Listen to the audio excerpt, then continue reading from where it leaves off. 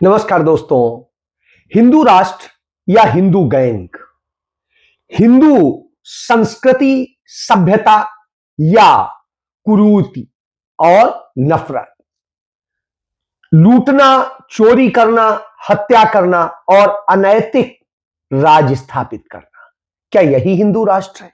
और क्या हिंदू राष्ट्र के नाम पे हिंदुओं की हत्याएं करा के, तमाम आतंकी घटनाएं करा के और उसके आधार पर सत्ता हासिल की जाएगी?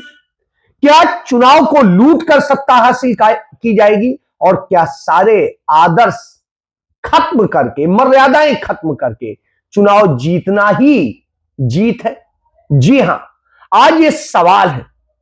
सवाल इसलिए है कि हिंदू धर्म जिन ग्रंथों से बना है, वो वेद, वो वेदांग, वो उपनिषद, कोई भी नहीं कहते कि अपना राज स्थापित करने के लिए किसी भी गलत को सही ठहरा दो और सही को गलत ठहरा दो। वो कहीं नहीं कहते कि मानवता के खिलाफ, प्रकृति के खिलाफ आप कोई भी अपराध करके सत्ता पर बैठे। वो राजा को एक महान कर्तव्य के साथ दिखाते हैं, और जब यह दिखाते हैं तो हमें एक नाम याद आता है, पंडित जवाहरलाल नेहरू, विभूम व्यापकम ब्रह्म वेद स्वरूप। जी हां, वो सभ्यता ना तो खरीदी जाती है, ना लोकप्रियता खरीदी जाती, वो आपके अंदर से ही निकलती और वो दोनों चरित्र बनते। जी हां, नेहरू का चरित्र वही था। जी, हमारे पहले प्रधानमंत्री पंडित जवाहरलाल नेहरू का, कि उनकी ख्याति और चरित्र के चर्चे पूरी दुनिया में होते थे। भले ही कोई आज उनके बारे में कुछ भी कहे, लेकिन तब दुनिया उनके चरित्र और उनकी उपलब्धियों, उनके प्रयासों, उनके जो स्थितियां थी, उन सबको देखते हुए उनके आगे शीश झुका के खड़ा हो जाता। जी हां, यह आदर होता है। पक्ष हो या विपक्ष, भले राजनीति के वक्त कुछ कहे, लेकिन वास्तव में वो क्या होता था, इसका सबसे बड़ा उदाहरण पंडित जवाहरलाल नेहरू के खिलाफ हिंदू महासभा के प्रत्याशी जो ब्रह्मचारी लड़ रहे थे, वो खुद जब चुनाव प्रचार करते थे तो नेहरू जी के लिए एक शब्द उन्होंने नहीं कहा, एक शब्द भी खराब नहीं बोला। और इसी तरह नेहरू जी ने उनके बारे में बोलने की बजाय यह कहा कि वो अच्छे व्यक्ति हैं लेकिन गलत लोगों के साथ। जी हां, यह बात कही। आज के हालात ये हैं कि भारत में प्रधानमंत्री के पद पर बैठा हुआ एक व्यक्ति जो वोट चोरी करके उस पद पे पहुंचा है, वो कभी गमछा हिला के जिस तरह गर्दा झाड़ता है, वो बताता है कि जैसे गुंडे मवाली करते थे, उसी तरह का आचरण दिखाता है। वो अपनी जीत को जिस तरह से परिभाषित करता है, जिस तरह की भाषा का इस्तेमाल करता है, उस पद पर बैठे हुए व्यक्ति से यह उम्मीद कभी नहीं की जा सकती थी, लेकिन आज हो रहा है। जब तब हम बात करेंगे क्या आज हिंदू राष्ट्र बना रहे हैं। यदि हिंदू राष्ट्र बनाने के लिए धीरेन्द्र ब्रह्मचारी जैसे पाखंडी ढोंगियों का यदि सहारा लिया जाता है, उनके सहारे भारत के संविधान की शपथ लेने वाले डॉक्टर भीमराव अंबेडकर के संविधान की शपथ लेकर उन पदों पर बैठे नरेंद्र मोदी सरकार के जो मंत्री हैं, मनोहर लाल खट्टर, जो हरियाणा के पूर्व मुख्यमंत्री थे, वो फरीदाबाद में उस यात्रा को रवाना करते हैं। उसमें मध्य प्रदेश के मुख्यमंत्री, वो भी संविधान की शपथ लेके आए, वो मोहन यादव भी शामिल होता है। और धीरेन्द्र की स्थिति यह है कि चंद किलोमीटर चलना है, उतने में ही वो 3 दिन तक बेहोश बने रहते हैं, अस्पताल पहुंच जाते हैं।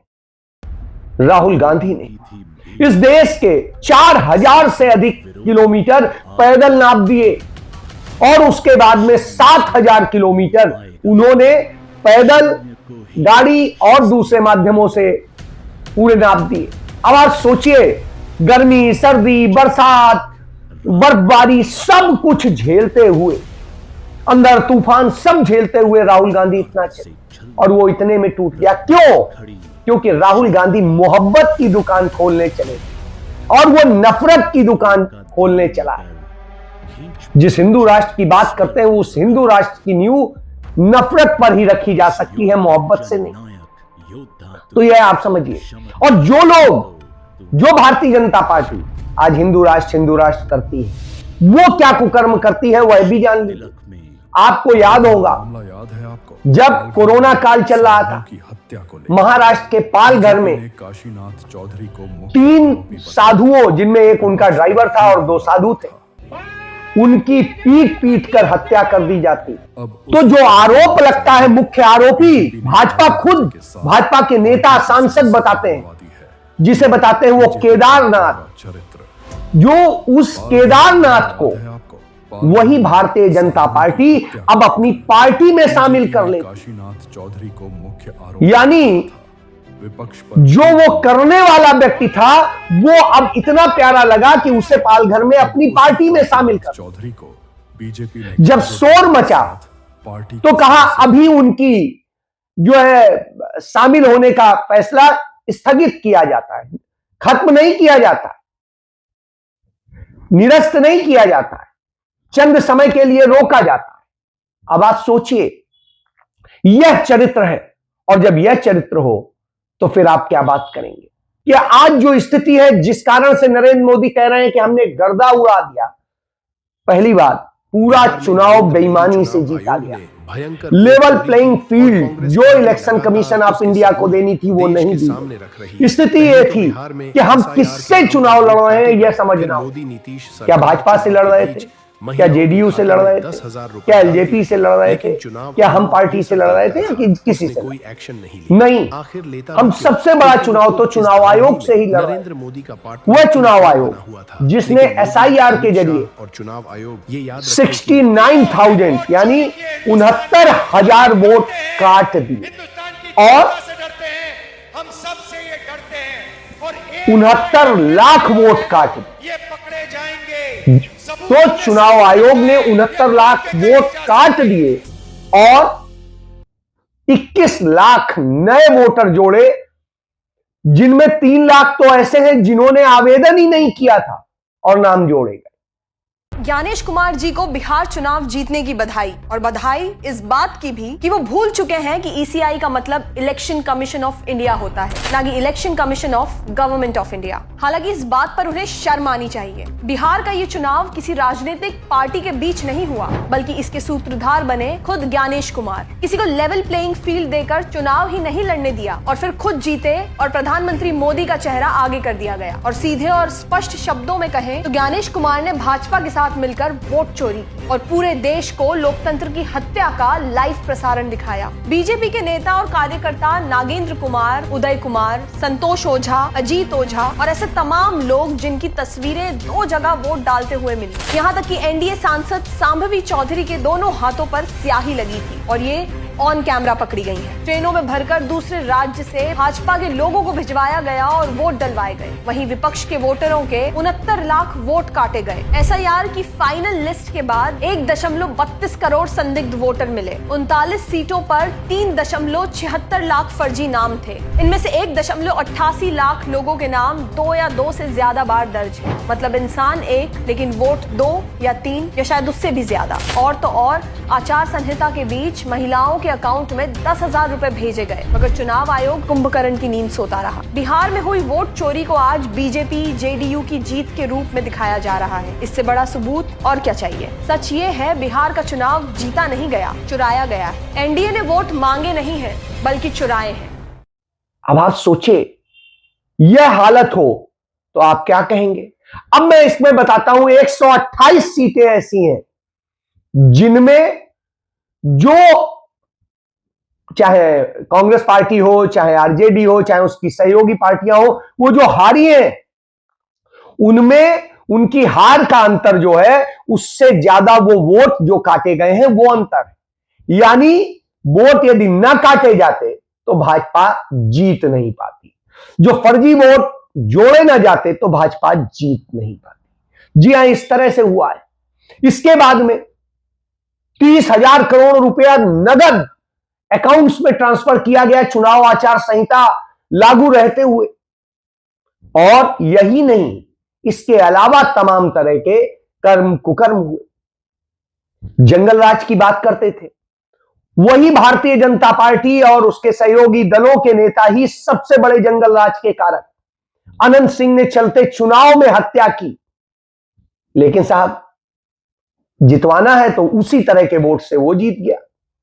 और इसके बाद आप आगे बढ़े तो आप देखेंगे, परिवारवाद की बात करते थे, तो परिवारवाद जब देखेंगे तो सबसे ज्यादा जो परिवारवाद मिलता है, 29 विधायक जो भाजपा और एनडीए के जीत के आए हैं, वो परिवारवाद के बूते जीत के आए। यानी अब आप समझ लीजिए कि इतनी बड़ी संख्या इनके यहां परिवारवाद की है, तो 15% लोग तो सीधे सीधे परिवारवाद से जीत के आए, और ये सबसे बड़ी संख्या इन्हीं में है। तो परिवार का भी ये सहारा लेते हैं। इसके बाद में लोकतंत्र का जो कत्ल करते हैं, वो अपने आप में इस बात से है आएगा तो मोदी ही, ये खुद में संदेश है लोकतंत्र की हत्या का। तो जब यह सब कुछ हो रहा है, आप कह रहे हैं लोकतंत्र बहाल नहीं, इसके लिए और भी कुकर्म किए जाते हैं। दिल्ली में बम ब्लास्ट होता है, आरोप मुसलमानों पर लगाया जाता है, लेकिन जब उसकी जांच निकल के सामने आती है तो पता चलता है कि उसमें तो प्रियंका शर्मा भी है, जो पाकिस्तान के आईएसआई के इशारे पर काम कर रही थी। और उसी समय नरेंद्र मोदी के जो जेम्स बॉन्ड है अजीत डोवाल, उनका एक बयान आता है, ऑस्ट्रेलिया में उन्होंने एक कॉन्फ्रेंस में दिया। And let me tell you one small thing, now that I have been exposed as a man who is this thing, the number of persons that ISI has recruited for intelligence tasks in India, there have been more Hindus than Muslims. If see all the number of cases from 1947, which have been these things under the official secret act and the counter-espionage cases, I think people in media must be these things, that all these cases which come, so more than 4,000 cases, probably not even 20% would be Muslims. So it's a very wrong concept. कि भारत के अंदर जितने मुसलमान target किए गए हैं ISI द्वारा, उससे बहुत ज्यादा हिंदू हैं जो आईएसआई के लिए काम कर रहे हैं। यानी जब ये काम कर रहे हैं, ये आपके पास इंफॉर्मेशन है, तो उन्हें तब पकड़ा क्यों नहीं? और क्या उनका इस तरह से इस्तेमाल किया गया? तो उनका इस्तेमाल इस ब्लास्ट में सामने दिखाई देता है। इसके पहले के भी तमाम ब्लास्ट हो, आप मालेगांव की घटनाएं देख लें, उस हिंदू आतंकवाद को देख लीजिए, जिसके बारे में नरेंद्र मोदी सरकार में 10 साल मंत्री रह चुके आरके सिंह ही गृह सचिव रहते हुए खुलासा किया था और बताया था कैसे हैदराबाद की मस्जिद हो या मालेगांव में हो या राजस्थान में हो, तमाम जगह पर जो तमाम ब्लास्ट हुए थे वो उसी हिंदू आतंकवाद ने कराए थे, अभिनव भारत ने कराए थे। और फिर दूसरा कनेक्शन मिलता है कि तमाम आतंकी घटनाएं भाजपा के ही लोग कराते रहे हैं। जैसे अमरनाथ यात्रा जाने वाली थी, उसमें ब्लास्ट करने जो जाने वाले थे वो राष्ट्रीय मुस्लिम मंच के और बीजेपी आईटी सेल के लोग थे और वही करने जा रहे थे। यानी जिन मुसलमानों को आपने अपने उसमें ले लिया और उनके जरिए आप यूज कर रहे हैं, तो यह भी एक चेहरा सामने आया। उदयपुर में राजस्थान में टेलर कन्हैया लाल की हत्या हुई थी, उसमें भी यही मोडस ऑपरेंडी अपनाया गया था। जो जिन लोगों ने हत्या की वो भारतीय जनता पार्टी से जुड़े हुए थे, राष्ट्रीय मुस्लिम मंच से जुड़े हुए थे।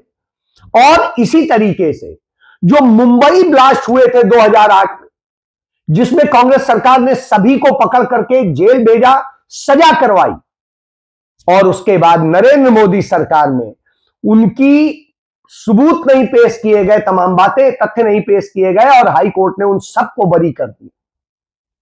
वो भी राष्ट्रीय मुस्लिम मंच से जुड़े हुए थे जो आरएसएस का है। यानी मुस्लिम्स के जरिए भी यह कराने का क्रम है। तो हमें लगता है क्या ये नई बात है? नहीं, नई बात नहीं। आप याद करिए 14 मई 1948 हमारे प्रथम प्रधानमंत्री डॉक्टर राजेंद्र प्रसाद ने एक चिट्ठी लिखी थी सरदार वल्लभ भाई पटेल को, और उस चिट्ठी में लिखा था कि मेरी जानकारी में आया है कि आरएसएस के लोग ऐसे लोग इकट्ठे कर रहे हैं, या तो वो मुस्लिम जैसे दिखते हैं या मुस्लिम है और जिन्ना की पार्टी से संबंधित रहे हैं, उनको इकट्ठा किया जा रहा है दिल्ली में और उसके जरिए हिंदू और उनमें विवाद कराया जाएगा और फिर दंगे करा दिए जाएंगे। और ऐसा हो गया था। जब दंगों की सूचना आई, जामिया मिलिया यूनिवर्सिटी के बाहर तमाम दंगाई इकट्ठे हो गए और हिदायतुल्लाह साहब जो हमारे देश के राष्ट्रपति भी रहे, वो उसके वाइस चांसलर थे। तो पंडित नेहरू को एक खबर लगी, रात का समय था, पंडित जी के न तो ड्राइवर था उस समय और ना ही गनमैन था। तो पंडित नेहरू ने तुरंत जो है एक डंडा लिया और अपनी जीप स्टार्ट करी और जीप चला के खुद ही सीधे पहुंच गए और जाके जीप के बोनट पे खड़े होके बोले, क्या मुझे मार दो, ये लो डंडा, मुझे मार दो, हम देश बना रहे हैं और तुम जलाने में लगे हो।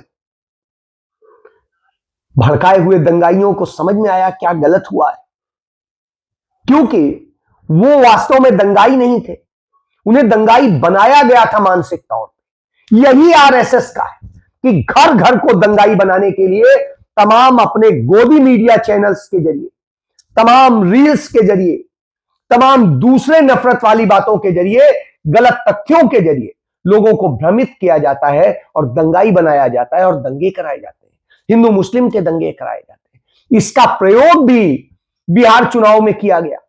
ओवैसी के जरिए पूरा देश जानता है ओवैसी नरेंद्र मोदी का एजेंट है और उस एजेंट का इस्तेमाल किया गया तमाम सीटें हरवाने में मदद करने के लिए, क्योंकि इनके एसआईआर के कटने के बाद भी उस नंबर पे नहीं पहुंच रहे, तो इन्होंने उसको पैसा भी दिया, सब कुछ दिया और उसने वहां पर जिस तरह से किया तो 5 सीट जीत भी गया और जो है करीब 10 सीटें हरवा भी दी।